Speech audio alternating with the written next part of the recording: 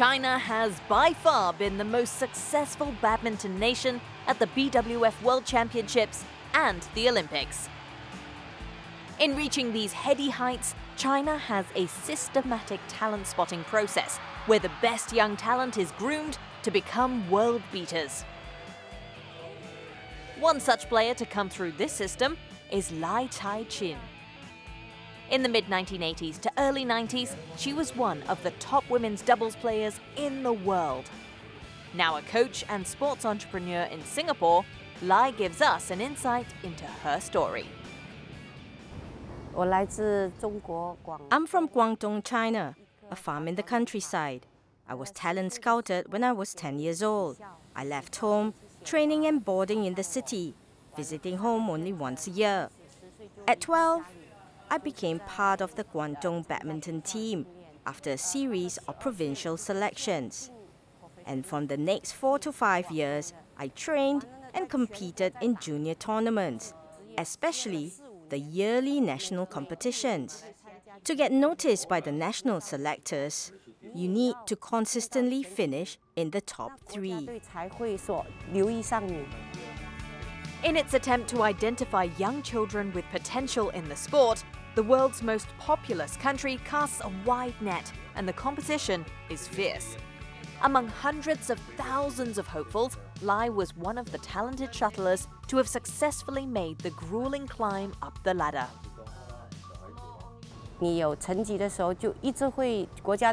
With good results, you get invited to train with China's national team. But you're not part of the team yet. It's only when I won the senior national title in women's doubles 3 times consecutively that I was selected into the national team. That was in 1987, when I was 20 years old. In my era, as a Chinese national player competing on the international stage, we were expected to be in the world's top 8. If you fail to be top 8 in the world rankings, you lose your place in the national team. That was the biggest pressure as a player in my time. Lai made her first international appearance as a Chinese national player at the Singapore Open in 1987. Her biggest achievement came 3 years later at the 1990 Badminton World Cup, where she clinched gold in women's doubles with Yao Fen. My first World Cup in Indonesia, that's my most unforgettable. It was a tough competition as I found the conditions difficult. It was just too hot. The lights for the TV courts were so intense, it made it even warmer. So it wasn't easy for us to perform to our best. When I walked on court, I had no idea how to endure the heat. The opponents were also in a lot of discomfort from the heat, and I guess, in the end, we were able to perform better than they did. That's my first World Cup victory.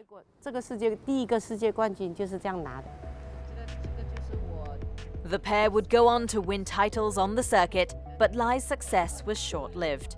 The years of intense training and competition had taken a toll on her body, and Lai retired 2 years later. It was a tough call considering the sport was about to make its debut at the Barcelona 1992 Olympics.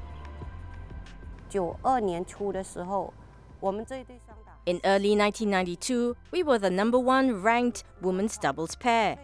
But I was plagued with injuries and unsure if I could carry on. So I had to make a decision. If I was to continue, I must be certain to be fit to compete in Barcelona, or I'll let my partner down. But I knew my body was in no condition to compete at the highest level. So it's better that I made the decision to stop early so my partner had the chance to pair up with another player to bid for the Olympics.